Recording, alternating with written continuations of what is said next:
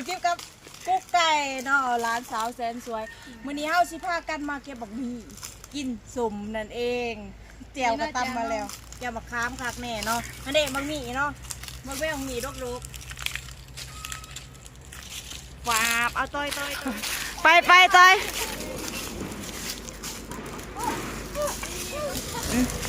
พี่จิกุ๊กไก่มือเจียวเอาตัวมันพอดีกิน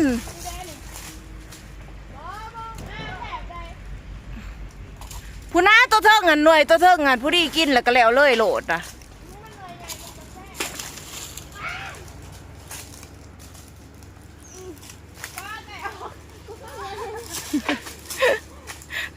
ครึ่งใหม่ว่าไรโอ้ยไปแม่เอาตัวมันอยากได้ล้านเอ้ยฮันเด้หน่วยหน่อยนี่เบิ้งชี้เบิ้ง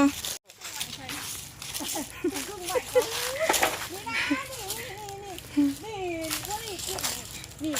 ก็นี่นี่หน่อยนี่เดี๋ยววะนี่นะอันใหม่เฮ้ยจ้างใหม่หมดเลยนี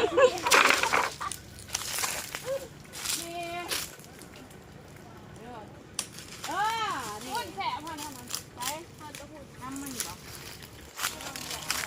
ก็ซื้อใหม่บางใหญ่จะจะแอเอาบ่อนเนาะโอเคดิส่วนกาแฟเก็บมากมี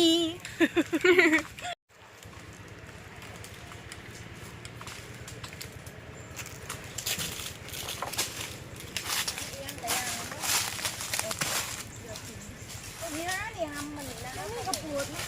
เอาเลยแบบต้องมีข้าวเหม็นโนข้าวเหม็นแล้วเขาบอกเอาเขาบอกเอาคือกันบ่เอาน้ำบ่แสบบ่ต้องเอามาเอาแต่ต้องทำเมนฮะนี่ก็ต้องข้าวเหม็นเลยนี่ตอนในมือจ้ะปูดมันนี่กินบ่กินหั่นไก่หน่อยหน่อยนะตัวนี้หน่อยหั่นเพนบ่หั่นตัวนี้หน่อยหั่นแหละทำมันนะทำมันพี่บังหมี่นี่ตัวนี้ก็แม่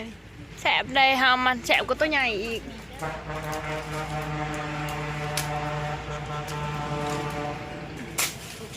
ไปค่ะสบายทางล่มกับเป็นเนี้ยวเป็นยังตักแม่ได้ทำผู้ชมช่วยสิตะลุดลงดินมักตะลุดมาลงดอกมาลงพอดีเอาจะลด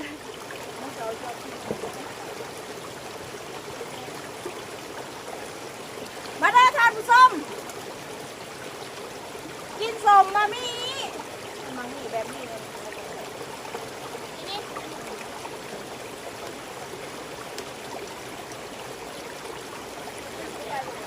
เปลี่ยนบรรยากาศฮะ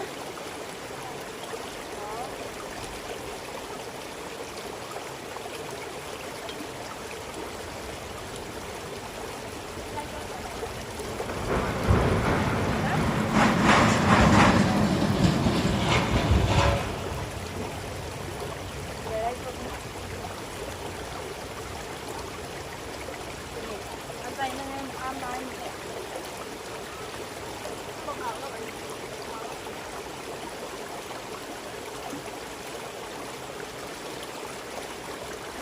ตำแต่มะขามไม่ร้ายดูกับการไปกันมาก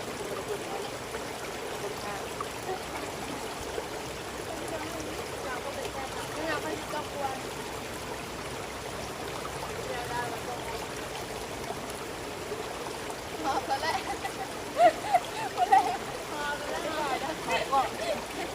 พอกล่องมาถ่ายมันกระติบแล้วเอาจะด้วย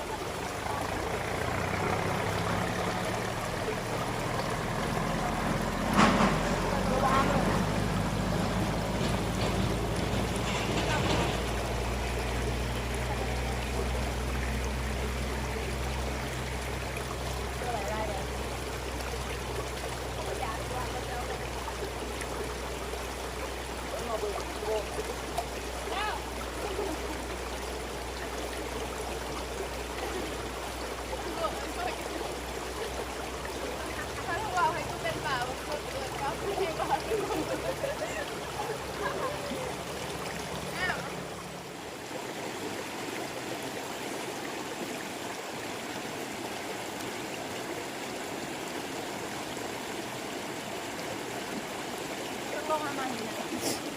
ป้ากระยาบ้านป้ากินก่อน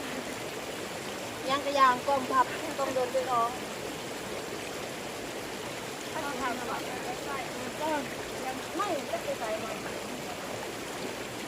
อะไรกันบ้างวะยังหล่อนหนักใส่ตัวก่อนใช้แดดเนาะพวกแดดอยู่ไหนพวกพวกแดดบอกไปว่าจิ้มจุ่มแล้วก็เทียบท่านเสียงหนังไรแรงหน่อยร้านธรรมชาตินะดูบรรยากาศดีเลยเนี่ยชอบไม่เยอะลงเลยค่ะเอาไปทำงานไป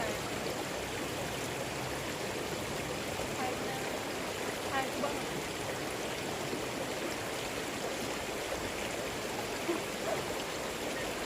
เทียบเลยบอกทำพี่ส้มไม่ได้สิง่ายๆต้องทำพี่ส้มง่ายๆ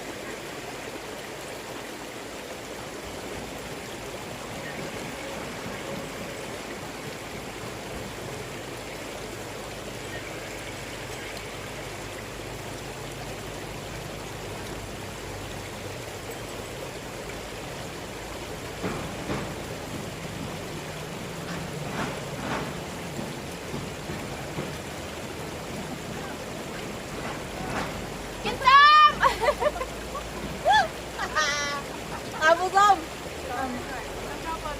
เขานั่งกินสมเนี่ยเขานั่งดูอันนั้นดูไอ้แก้มครัววันนี้ผู้บ่าวแล้วขี่รถไกลไปไกลเบิ่ง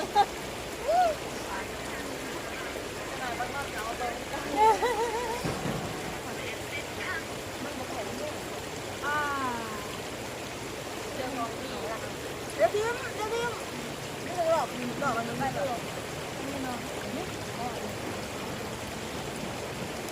เจ้าของดีนะคะพี่ชมต้องพูดใจแต่ดอก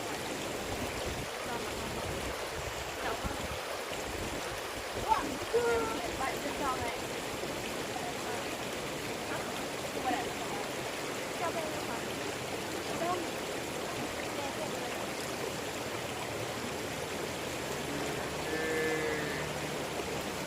ให้บ้ากูวางทำให้ซอยนี่เพราะว่าที่ต้นนี้มีเสียบขั้วอยู่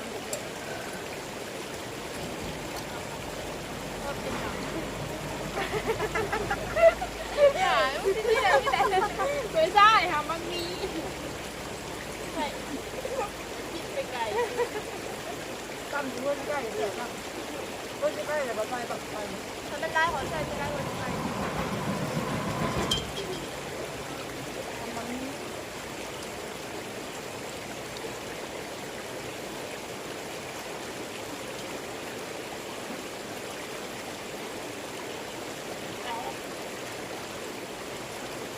จับเราเลือกกินอะไรสบายหรอเราเลือกกินสวยจะไปก้อนแบบว่าแต่ละมีด้วยของกิน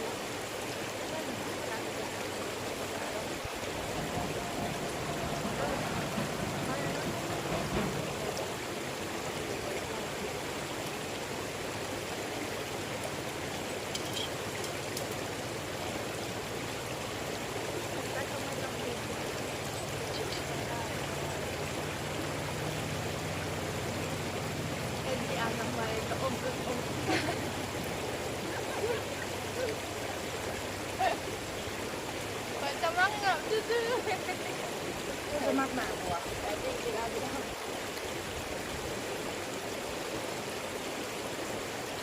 หวานมากแม่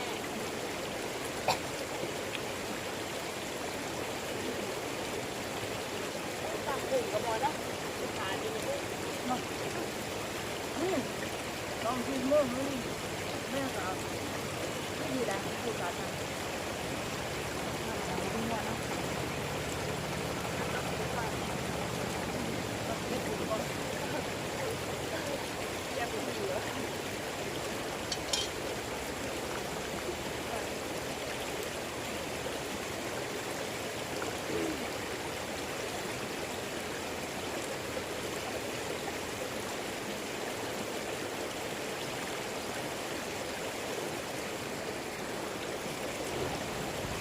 นเราอยู่ไหมเนี่ย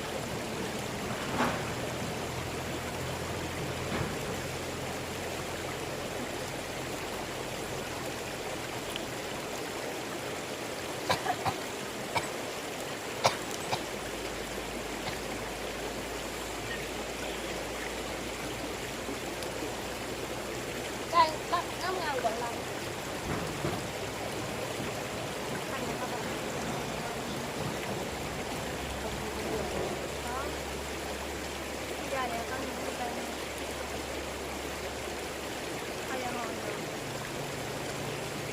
เขาเลยเห็นบอกว่าเขาเลยเห็นอะไรบ้าง